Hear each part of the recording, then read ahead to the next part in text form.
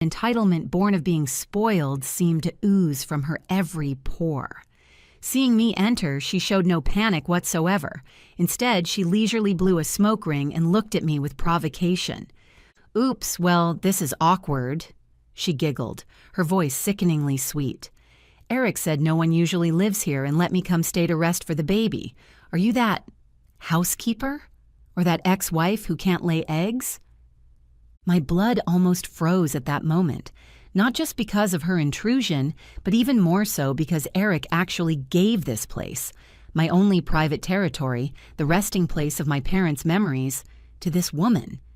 "Get out," I said coldly, walking towards her step by step. "Don't be so fierce, Auntie."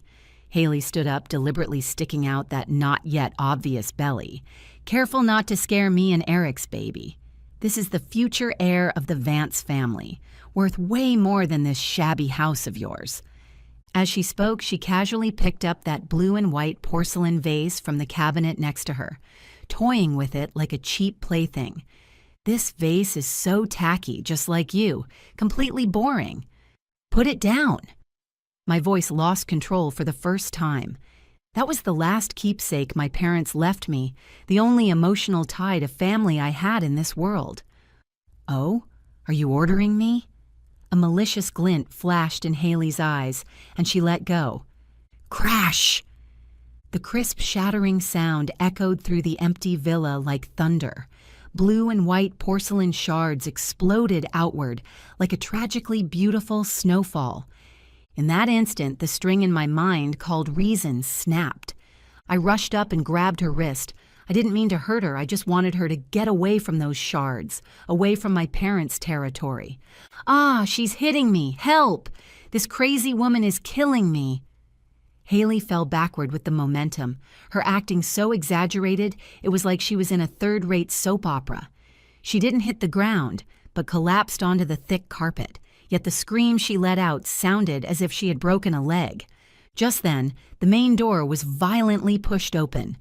Eric rushed in. Clearly he had followed close behind Haley, or perhaps he was here for a tryst with her. Seeing this scene, he barely thought at all, not even sparing a glance for the porcelain shards scattered on the floor or my pale face, as he charged straight over and shoved me away violently. "Elena, are you crazy?" he roared, a ferocious expression on his face that I had never seen before. "She's pregnant, and you actually pushed her? Has your jealousy turned you into a devil?" I stumbled back a few steps from his shove, and my palm pressed down onto the porcelain shards on the floor. A sharp, piercing pain shot through me.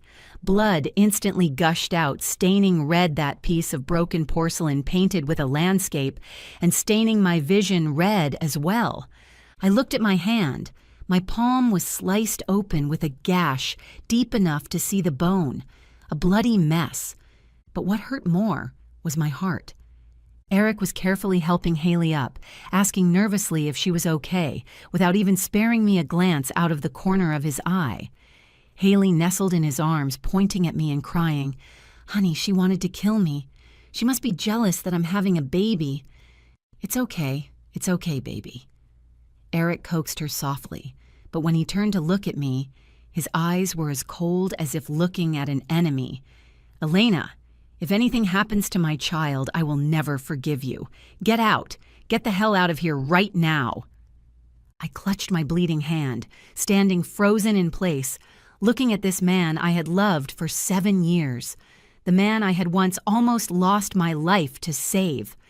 It turns out that the moment a heart dies, there is no sound, no heart-wrenching screams, no hysteria, only a dead silence like dust settling. "Fine." I heard my own voice, so calm it seemed as if it wasn't coming from this bleeding body. "I'll get out." I turned around without looking back at that disgusting couple, nor glancing at the shards on the ground, because I knew, whether it was that porcelain vase or my marriage with Eric, they were both thoroughly shattered, beyond any possibility of repair. I walked out of the villa and got into the car. Blood from my hand dripped onto the leather seat, blooming into bewitching flowers. I didn't go to the hospital, but instead took a first aid kit from the glove compartment, skillfully stopping the bleeding and bandaging myself with one hand. As a biologist, treating wounds is a basic skill. After bandaging up, I started the car. But I didn't go back to New York. Instead, I drove towards the nearest private clinic. Because right after that intense emotional turmoil just now, I felt a trace of strange, heavy pain in my abdomen. It was a woman's intuition, and also the most ironic joke fate could play at the most desperate moment.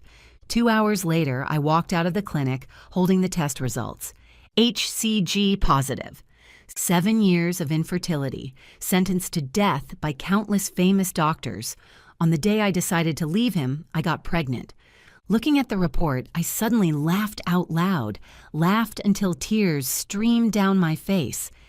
Eric, that so-called heir you treasure like a gem, is most likely a bastard, and the one you just pushed away with your own hands is your true flesh and blood.